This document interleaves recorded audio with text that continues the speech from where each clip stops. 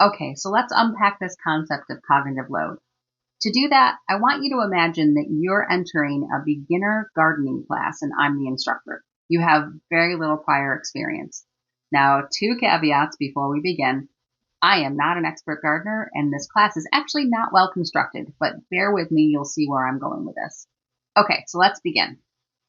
So I begin by telling you, make sure that when you're choosing a location, it's flat and sunny. Then I say, there are some vegetables that are easier than others to grow, such as cucumbers and tomatoes.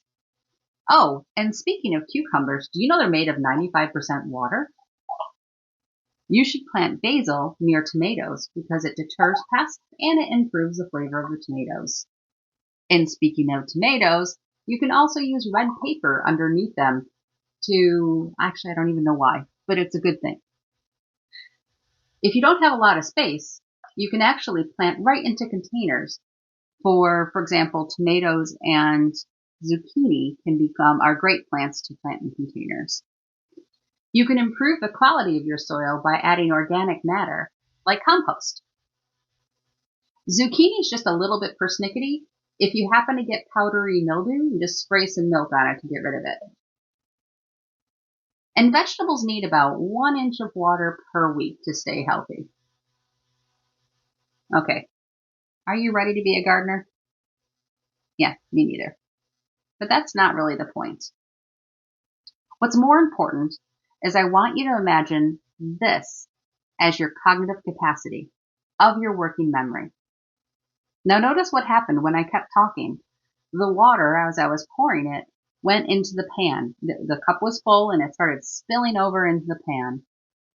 So the cup is your cognitive capacity. The water I poured in is the cognitive load of each factoid. Now the kicker is the cognitive capacity of your working memory is 7 plus or minus 2 pieces of information, chunks, factoids. That's it. That's all we have. And you can't will this cup to be any larger. You can't say, I really want to learn. Grow, cup, grow. It doesn't work like that. It's not about desire. It's about our ability to hold information. Now, your ability is based on past experience, your level of mastery with the topic. Some people's chunks are much bigger than others. We actually have 3 main buckets of memory, and I get that I'm oversimplifying it. There's actually more than that, but we're going to go with 3 for now. So we have sensory memory, which is where the information enters based on all of our senses. And then whatever we attend to goes into our working memory.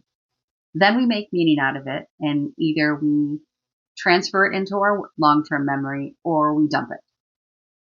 So going back to our cup, what happened when we exceeded that 7 plus or minus 2 pieces of information? The water literally fell out of the cup, which is exactly what you're doing to learners when you just continue to give them more and more information. They can only hold so much, and then after that, it just goes on the floor. How many of you have seen that look in a classroom? The glazed over look, the I need a break look? That's because their cognitive capacity is full. What does that mean for you as an L&D professional?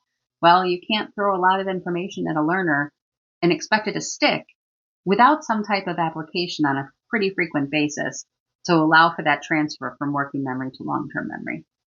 Sometimes there are things that we do as L&D professionals inadvertently that make the pour even bigger than it needs to be. We'll talk about that later, but for now, I'm interested in what you do to manage that cognitive capacity and cognitive load.